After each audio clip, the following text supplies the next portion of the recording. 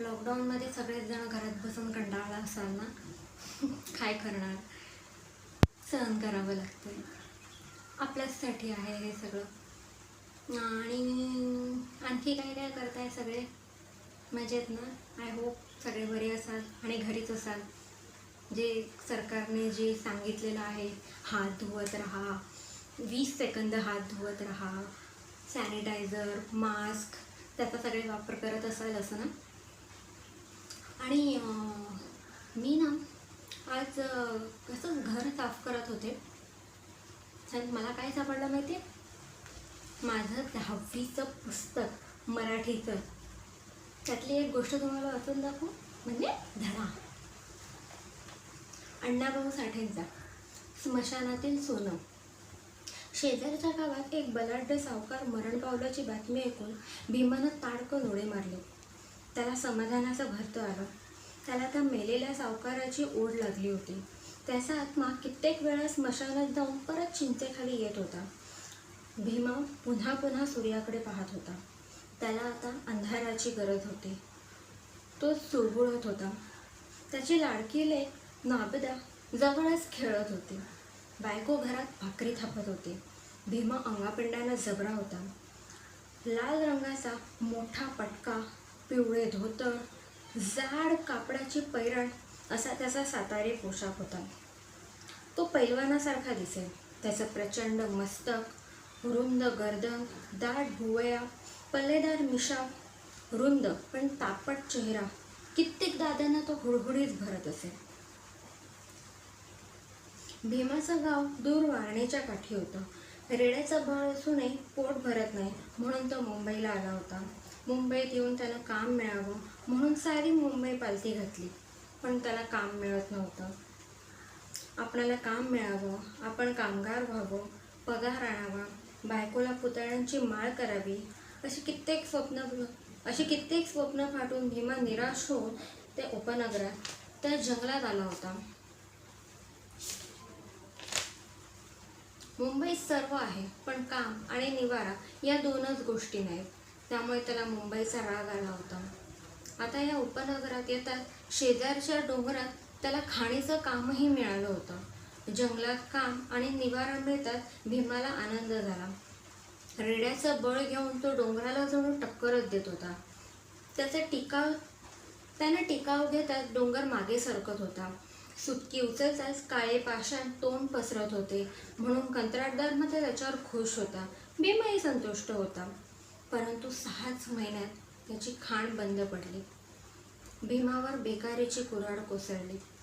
तो सकाळी कामावर रुजू झाला आणि लगेचच त्याला समजले की आजपासून खाण बंद झाली. आपलं काम सुटलं. ही वार्ता ऐकून भीमा भांबावला. उपासनार त्याच्यापुढे नाचू लागले. क्षणात विवंचनेच्या डोहात तो बुडाला. आता उद्या काय, हा एकच प्रश्न तो स्वतःला विचारू लागला. अंगातील कापडं काखेत दाबून भीमा घरी निघाला. एका ओढ्याला थांबला. त्यानं तिथं आंघोळ केली. उद्विग्न मनस्थितीत तो घराकडे निघाला. तोच त्याची नजर एका राखेच्या ढिगावर स्थिरावली. ती राख मढ्याची होती. जळकी हाडं सर्वत्र पसरली होती. त्या मानवी हाडांचा जळक्या खळप्या पाहून भीमा अधिकच गंभीर झाला. मनाला एखादं बेकार असेल बिचारा, कंटाळूनच मेलं असेल, सुटलंय त्याचं, असं तो स्वतःला सांगू लागला. आपणही असेच एक दिवस मरणार. 2 दिवसात उपासमार सुरू, मग नाबदा रडत बसेल, बायको मलूल होईल आणि आपण काहीच करू शकणार नाही. इतक्यात त्या राखेच्या ढिगात काहीतरी चमकलं. तसा भीमा पुढे गेला. त्याने वाकून निरखून पाहिलं. तिथे 1 तोळ्याची सोन्याची अंगठी होती. सटकन उचलून भीमा कर्कसून मूठ बांधली. त्याला आनंद झाला. 1 तोळा सोनं, तेही मढ्याच्या राखेत. त्याला हर्ष झाला. मढ्याच्या राखेत सोनं असतं हा त्याला नवा शोध लागला. जगण्याचा नवा मार्ग मिळाला. आणि दुसऱ्या दिवसापासून भीमा त्या प्रदेशात सर्वत्र हिंडू लागला. नदी, नाले, मसनवटे तुडवू लागला. प्रेताची राख तो चाळणीनं चाळू लागला. रोज त्या राखेतून सोन्याचे कण काढी, बाळी, मुदी, नथ, पुतळी, वाळा, रोज काही ना काही घेऊन जाई. भीमाला हा नवा उद्योग जोरात सुरू झाला होता. तो निर्भय होऊन राग चाळीत होता. अग्नीच्या दबावानं प्रेतात अंगावरचं सोनं वितळून हाडात जातं याचा त्याने ठाव घेतला. जळकी हाडं चेचून तो सोन्याचे कण काढी, कवट्या फोडी, मनगट कुटी, सोनं मिळवी. संध्याकाळी तो कुर्ल्याला जाऊन ते सोनं विके, रोख रक्कम मोजून घे आणि घरी येते वेळी नागण्यासाठी खजूर घेऊन ये. हा अखंड धंदा त्याचा चालू होता. भीमा राग चालत जगत होता. त्याचे त्यामुळे जगणे आणि मरणे यातील अंतरच त्याला कळेनासे झाले होते. या राखेत सोने असेल ती राख श्रीमंताची, सोने नसेल ती गरिबाची, अशी त्याची ठाम समजूत होती. मरावं तर श्रीमंतानं आणि जगावं तर गरिबानं मरूच नाही असा त्याचा दावा होता. अवमानित पामराला जगण्याचा नि मरण्याचा मुळीच अधिकार नाही असे तो शेजाऱ्यांना दरडावून सांगत असे. जो मरते समय तोळाभर सोने दाढेत घेऊन मरतो तोच भाग्यवान असतो असे त्याचे मत होते. तो दिवस रात्र मसणवाटी तुडवीत मड त्याच्या जीवनाचं साधन होतं. त्याचं जीवन मढ्याशी एकरूप झालं होतं. या दरम्यान या भागात अनेक चमत्कार घडत होते. उरलेली मडी बाहेर येत होती. एका सावकाराच्या तरुण सुनेचं प्रेत स्मशानातून बाहेर येऊन नदीवर येऊन पडलं होतं. या प्रकारामुळे कित्येक लोक भयभीत झाले होते. अलीकडे मढी नदीपर्यंत येतात कशी याचं त्याला नवल वाटत होतं. कोणीतरी प्रेत उकरून काढत असावं असा संशय येऊन पोलीस खातं पातळीवर होतं. पण मढ्यावर पाळत ठेवणं तितकंसं सोपं नव्हतं. सूर्य मावळला. सर्वत्र अंधार पसरला. भीमाच्या बायकोनं भीमाला जेवण वाढलं. तेव्हा तो गंभीर होऊन जेवू लागला. आज हा कुठेतरी जाणार हे लक्षात येऊन ती हळूच म्हणाली, आज कुठं जाणार वाटतं? मला वाटतं हे काम नको आम्हाला, दुसरं काहीतरी काम करा.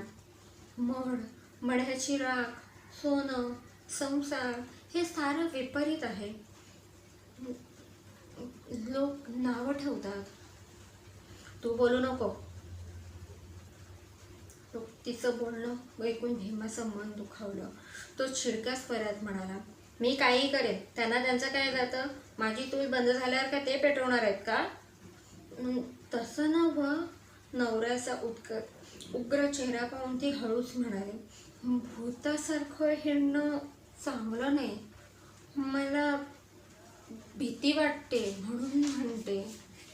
मसाणवाट्यात भूतं असतात हे तुला कोणी सांगितलं? अगं ही मुंबई आहे, भूतांचा बाजार.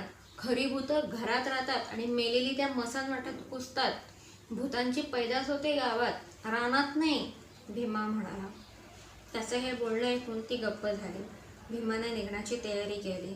तो कुरकून म्हणाला, मुंबई चालून काम मिळालं नाही, पण मढ्याची राख चालून सोनं मिळालं. डोंगर फोडला तेव्हा 2 रुपये मिळाले.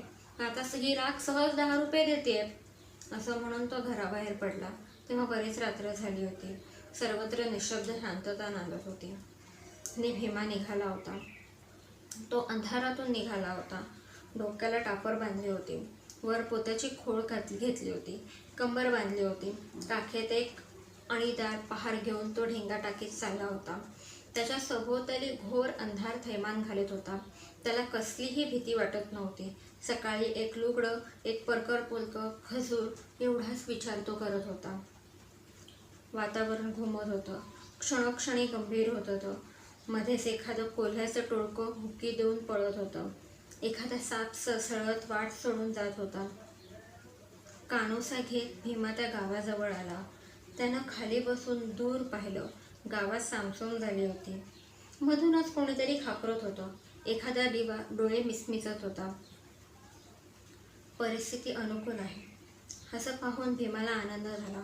तो सत्काळ स्मशानात शिरून आजच्या सावकाराची नवी गोर शोधू लागला. फुटकी गाडगी, मोडक्या किरड्या बाजूला सारीत ह्या गोरीवरून त्या गोरीवर उड्या मारीत निघाला. प्रत्येक ढेपणीपाठी जाऊन काडी ओढून पाहू लागला. एका रांगेने तो नीर काढीत निघाला होता.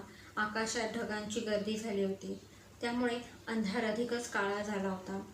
तो एकाएकी वीज उठली होती. ती ढगांच्या कप्प्यात नाचत होती. पाऊस पडण्याचा संभव होता. त्यामुळे भीमा घाबरला होता. पाऊस पडला की नवी गोर सापडणार नाही याची त्याला चिंता होती. म्हणूनच चपळाई करत होता. त्याला घाम फुटला होता. तो भान हरपला होता. मध्यरात्रीपर्यंत त्यानं सारं स्मशान चाललं. या टोकापासून त्या टोकाला जाऊन तो पोचला आणि भयचकित होऊन मटकन बसला. वारा भरभरत होता.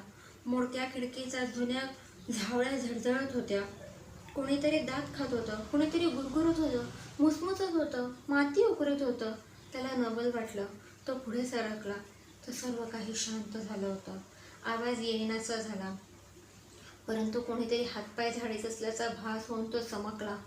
खटकन जागीच थांबला. विद्युत गतीने भीती त्याच्या देहातून मस्तकाकडे शिरले. आयुष्यात तो प्रथमच भयभीत झाला होता.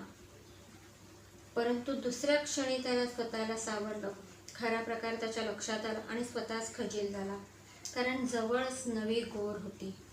10-15 कोल्ही मिळून ती सौफेर उकरीत होते. त्यांना मेलेल्या माणसाचा वास लागला होता. गोरीवरचे दगड तसेच बाजूला ठेवून दुरून त्यांनी घळी फोडायला प्रारंभ केला. आजूबाजूला उद्ध्वस्त करायचं काम तो करत होता. परंतु पुन्हा त्याच्यात एक भयंकर स्पर्धा निर्माण झाली. प्रथम मढ्याजवळ कोण जाणार या ईर्षेने ते एकमेकांवर गुरगुरत होते. पुन्हा नाकानं वास घेत होते. प्रेताचा वास येताच सर्व शक्ती एकवटून माती उडत होते. हा सर्व प्रकार लक्षात येताच भीमा चिडला. त्यानं प्रचंड झेप घेतली. तो धापकन गोरीवर जाऊन बसला. लगेच गोरीवरचे दगड उचलून त्याने त्या कोल्ह्यांच्या टोळीवर हल्ला चढवला.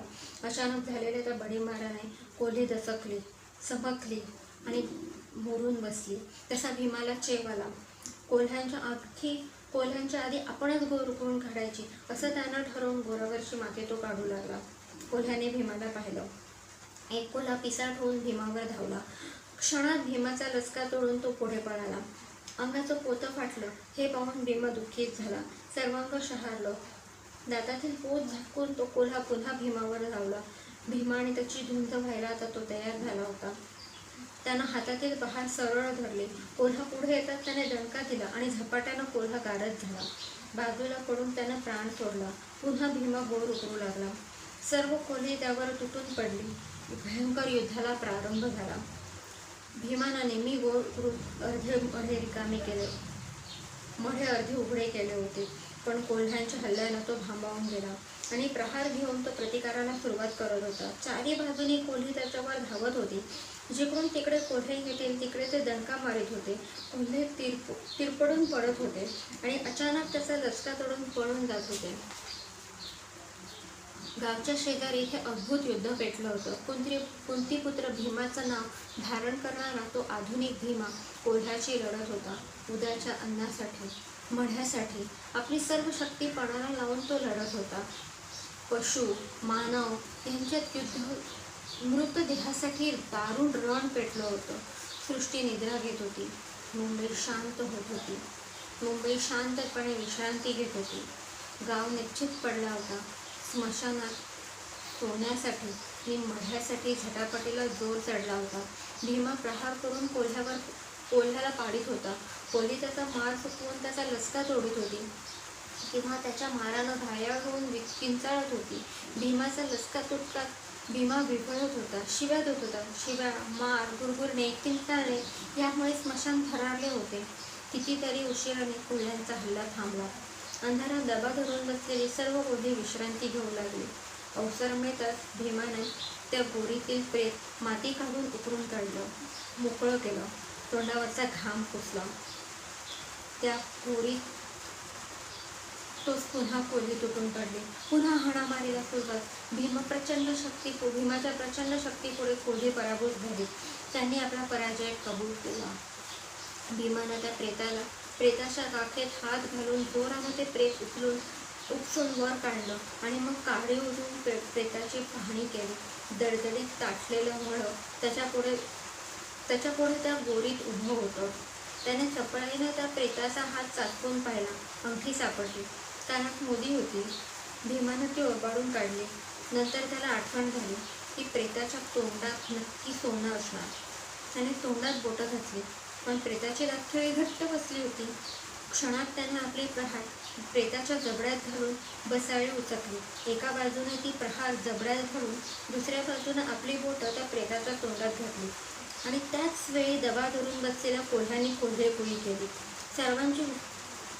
सर्वांनी हुकी देऊन पळ काढला, पण त्याच्या आरडाओरडीने गावातील कुत्री जागी झाली. कुत्र्यांनी गाव जागा केला. "अरे, कोल्ह्यांनी प्रेत खाल्लं, चला!" असं म्हणत कोणीतरी ओरडलं. हे ऐकून भीमा घाबरला.